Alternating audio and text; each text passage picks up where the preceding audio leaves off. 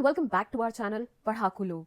My name is CS Payal Popli and हम पढ़ रहे थे इंटेलेक्चुअल प्रॉपर्टी राइट्स के बारे में, जहां मैंने फर्स्ट वीडियो में आपको इंटेलेक्चुअल प्रॉपर्टी राइट होता क्या है वो समझाया था। अगर आपने वो वीडियो नहीं देखी है तो उसका लिंक यहाँ आई बटन में प्लेस्ड है, जाके देख लीजिएगा। इसके बाद मैंने अपलोड की थी वीडियो हमारे फर्स्ट इंटेलेक्चुअल प्रॉपर्टी राइट के बारे में एंड दैट वाज कॉपीराइट। अगर आपने वो वाली वीडियो भी नहीं देखी है तो उसका लिंक भी यहाँ आई बटन में प्लेस कर दूंगी, जाके देख सकते हैं। आज हम बात करेंगे हमारे सेकेंड इंटेलेक्चुअल प्रॉपर्टी राइट के बारे में, जो कि है पेटेंट। आज की इस वीडियो से हम सीखेंगे कि पेटेंट का मतलब क्या होता है, that to with the help of an example. तो चलिए फिर बिना टाइम वेस्ट किए शुरू करते हैं।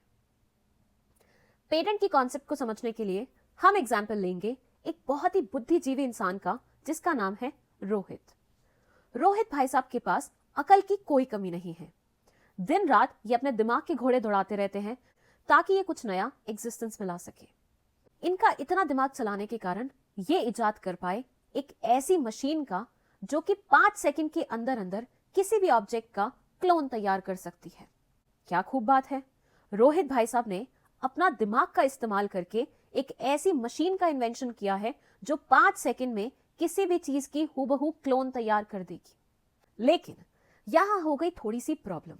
क्या है ना कि रोहित भाई साहब के पड़ोस में रहता है एक इंसान जो 24/7 बस यही देखता रहता है कि रोहित भाई साहब कर क्या रहे हैं, और जो भी ये करते हैं वो सेम इमिटेट करके वही चीज करने लग जाता है। तो जैसे ही रोहित भाई साहब ने ये नई मशीन का इन्वेंशन किया, पड़ोसी ने नोटिस किया और इसने भी सेम मशीन बना दी। अब आप मुझे एक बात बताइए, रोहित भाई साहब पूरे वर्ल्ड को कैसे प्रूव करेंगे कि ये मशीन की इन्वेंशन इन्होंने की है और इनके पड़ोसी ने नहीं? चलिए एक और काम करते हैं। इस कॉन्सेप्ट में आगे बढ़ने से पहले एक और एग्जांपल ले लेते हैं। यहां मानिए रोहित भाई साहब ने दोबारा से अपने दिमाग के घोड़े दौड़ाए और एक ऐसी मेडिसिन बनाई जो आज तक कभी एग्जिस्ट नहीं करती थी। ये मेडिसिन ऐसी है कि कोई भी इंसान इसे एक बार ले ले तो उसे कोई भी तरह की बीमारी लग ही नहीं सकती, दैट टू लाइफ टाइम के लिए।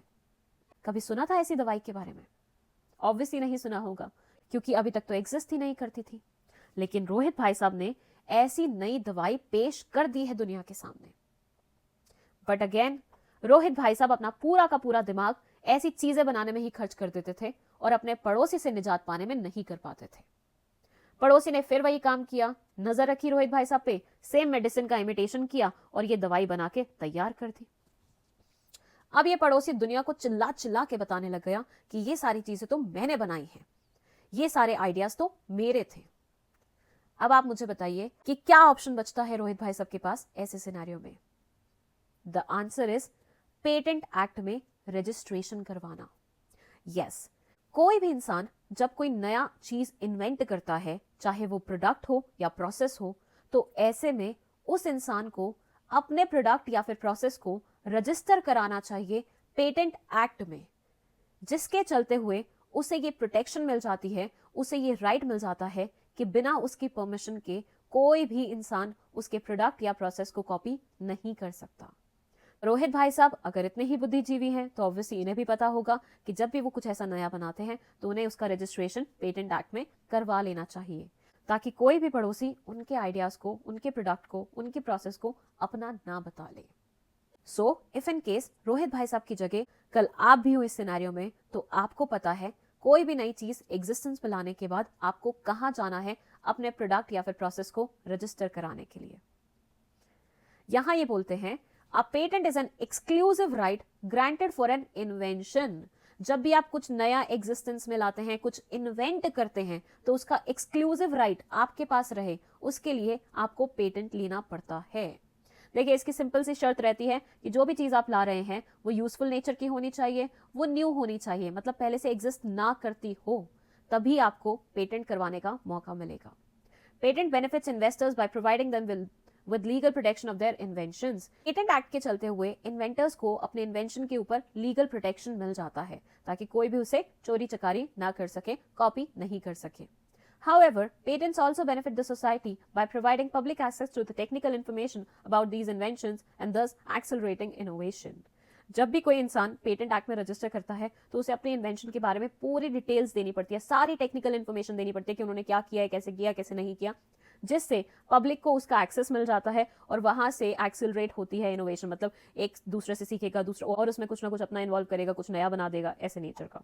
An invention is a product or a process that provides a new way of doing something or offers a new technical solution to a problem that surpasses trivial solution। ये बोलते हैं invention में क्या क्या आता है। इन्वेंशन में आता है प्रोडक्ट, जैसे कि हमने दवाई के बारे में बात की थी, या फिर एक प्रोसेस, मतलब एक तरीका। तो आप प्रोडक्ट को भी इन्वेंशन मान सकते हो, आप तरीके को भी इन्वेंशन मान सकते हो, और दोनों का ही प्रोटेक्शन आपको पेटेंट एक्ट में करवाने का मौका मिल जाता है। सो ये था हमारा पेटेंट का मतलब। आई होप आपको इसका पूरा मतलब बहुत अच्छे तरीके से समझ में आ गया है।